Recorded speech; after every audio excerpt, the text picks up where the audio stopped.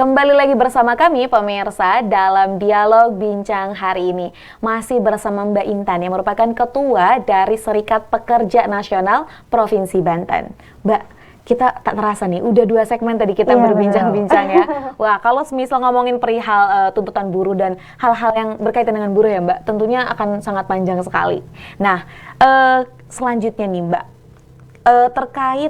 masih terkait dengan buruh nih Mbak, apa sih tantangan yang memang dihadapi? Ya, tantangan yang dihadapi buruh ini jelas sekali ya. Yang pertama adalah tadi undang-undang yang selalu dibuat oleh pemerintah tetapi tidak dengan melibatkan kesejahteraan buruh di dalamnya gitu. Jadi sehingga kita melihat bahwa kondisi kerja gitu kan, apalagi di Undang-Undang Cipta Kerja itu tentunya terkait kondisi kerja, kemudian juga sistem kerja. Ini kan sangat luar biasa sekali, apalagi banyak merajalela sekarang ini sistem kerja kontrak dan outsourcing. Nah, kontrak dan outsourcing sehingga buruh itu dapat dipekerjakan kapanpun dan diberhentikan kapanpun, kan seperti itu. Sehingga ini sangat luar biasa sekali. Padahal seharusnya ketika berbicara kontrak dan outsourcing hanya pekerjaan-pekerjaan jenis tertentu saja yang boleh dikontrak dan outsourcing. Tetapi saat ini hampir semua jenis pekerjaan itu kontrak dan outsourcing.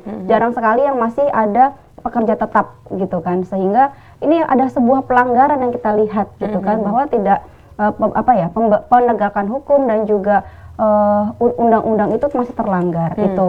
Kemudian juga tadi berbicara penegakan hukum yang masih tebang pilih seperti itu, dan kita melihat ada oknum-oknum yang menjadi bemper perusahaan, kayak gitu kan. Jadi mereka seharusnya menegakkan hukum, tetapi mereka malah seolah-olah menjadi bempernya perusahaan, kan gitu. Bahkan kalau di SPN, tapi ini bukan di Provinsi Banten, di Morowali dan juga di Sulawesi, gitu kan.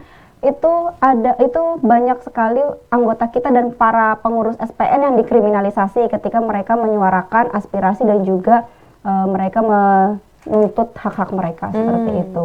Gitu. Jadi masih kurangnya nih empati ataupun masih kurangnya penerimaan ya Mbak ya terhadap serikat-serikat yang memang menyuarakan suara buruh, seolah-olahnya hanya menjadi ancaman.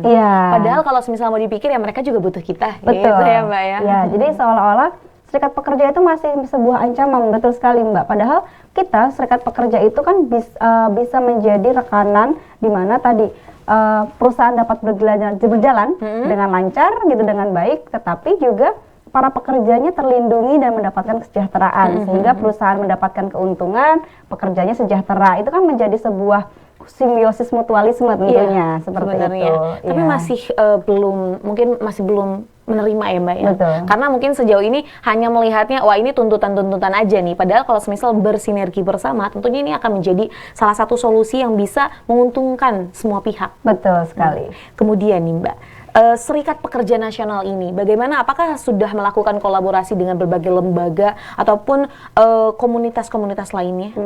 Kalau untuk kita bersinergi ya, Serikat Pekerja Nasional itu kita terbuka untuk bersinergi dengan lembaga manapun, dengan organisasi manapun, bahkan ya serikat pekerja manapun, ataupun instansi-instansi manapun yang mana masih dalam satu pandangan, visi, misi dan juga tujuan yang bersama. Ada yang sama, yaitu kesejahteraan buruh dan keluarganya. Seperti itu. Dan kalau beberapa organisasi tentunya kalau serikat pekerja ya kita kan juga masuk ke dalam konfederasi, gitu kan, afiliasi konfederasi kita saat ini di KSPI. Kemudian juga secara internasionalnya kita juga bergabung dengan Industry All.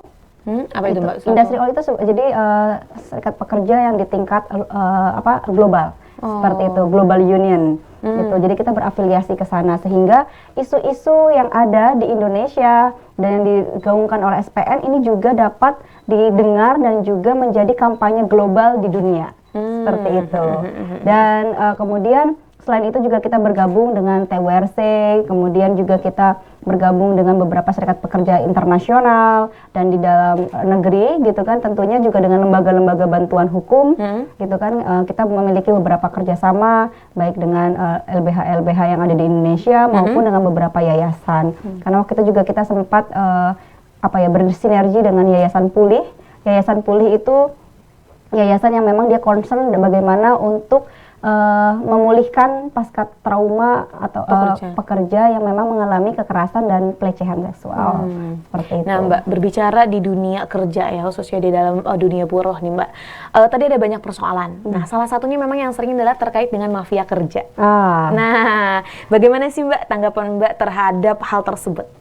Ya, jadi mafia kerja ini memang menjadi suatu momok yang sangat luar biasa ya, gitu kan? Karena di saat kita menghadapi saat ini lapangan kerja yang terbatas, gitu kan? Tetapi banyak sekali mafia-mafia kerja yang kemudian memanfaatkan ini sehingga mereka kemudian berusaha mengiming-imingi, gitu kan, para calon pekerja, gitu kan, dengan ini akan bisa kita masukkan di suatu perusahaan, gitu kan, dengan harus bayar sekian dan lain sebagainya. Nah ini sebuah hal yang menurut kami ini sangat harus diberantas ya, gitu kan. Tetapi memang memberantas mafia pekerja ini juga ada kesulitan tersendiri karena mohon maaf kadang-kadang mafia-mafia kerja ini juga bekerja sama dengan aparatur negara, aparatur desa dan lain sebagainya, ataupun banyak hal lah, banyak oknum lah, oknum saya bilang ya, oknum. Dan ini sangat sulit diberantas kayak gitu.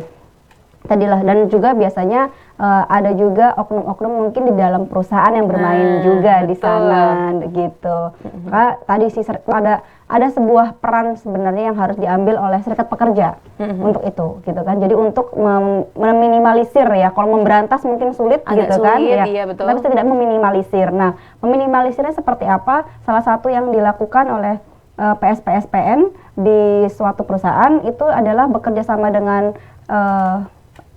manajemen, gitu kan. Ketika memang perusahaan membutuhkan karyawan, akan melakukan rekrutmen, itu harus diberitahukan kepada serikat pekerja sehingga serikat pekerja mengetahui dan bisa memonitoring tuh berapa kebutuhan pekerja, terus kemudian kita juga bisa bantu mensosialisasikan sehingga banyak warga yang mengetahui, gitu kan, dan tidak kita meminimalisir ada pihak-pihak yang bermain di dalam sana. Itu dia. Seperti itu. Karena kadang suka banyak lah Mbak obrolan-obrolan contoh gini, kalau kamu mau masuk ke perusahaan ini sediain aja 8 juta katanya. Gitu. Dan ternyata namanya orang ya Mbak ya, pengen dapat pekerjaan apapun akan dilakukan. Betul. Tapi sebenarnya itu kan salah ya Mbak ya. Betul. Salah dalam artian ternyata oknum ini nih yang menjadi penyebab malah tidak berfungsi dengan baik seperti itu ya Mbak ya.